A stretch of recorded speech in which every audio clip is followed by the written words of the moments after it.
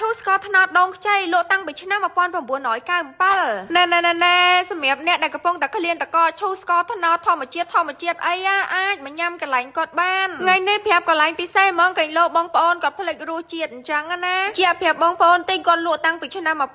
1997ហើយជាពិសេសនឹងស្ករថ្នោតរបស់គាត់នឹងគឺផ្អែមឆ្ងាញ់តែម្ដងកន្លែងគាត់ថាឆ្ងាញ់មួយយ៉ាងហើយចំពោះទឹកស្កររបស់គាត់ប៉ុន្តែថែមជាមួយនឹងដូងខ្ចីទៀតណាកាន់តែបង្កើនរសជាតិមកកម្រិតទៀតនៅពេលដែលយើងញ៉ាំជាមួយនឹងតកឈូសរបស់គាត់ប៉ុណ្ណឹងមិនតន់អស់ទេបងប្អូនកន្លែងគាត់នេះគឺមាន topping ច្រើនខ្លាំងមែនតើចង់ញ៉ាំសតែកញ៉ាំលតញ៉ាំចាប់លៀងអីមានគ្រប់មុខទាំងអស់ហ្មងហើយជាពិសេសហ្នឹងតប៉ែព្រោះអីតប៉ែរបស់គាត់គឺថ្មីរាល់ថ្ងៃតែម្ដងសម្រាប់អ្នកដែលចូលចិត្តញ៉ាំតកឈូសហើយ add topping ច្រើនមុខអីមករកកន្លែងគាត់ទៅព្រោះគាត់មានច្រើនមុខច្រើនជម្រើសសម្រាប់យើងតែម្ដងតកឈូកន្លែងគាត់តម្លៃសមរម្យខ្លាំងមែនតើមួយកែវត្រឹមតែ 5000 រៀលទេអញ្ចឹងសម្រាប់អ្នកដែលចូលចិត្តញ៉ាំតកឈូចង់ញ៉ាំតកឈូអីកុំរំលងកន្លែងគាត់ឲ្យសោះហើយបើសិនជាអ្នកទាំងអស់គ្នាចង់ឲ្យខ្ញុំទៅ review កន្លែងណាទៀតអាច comment ប្រាប់ខ្ញុំខាងក្រោមបានណា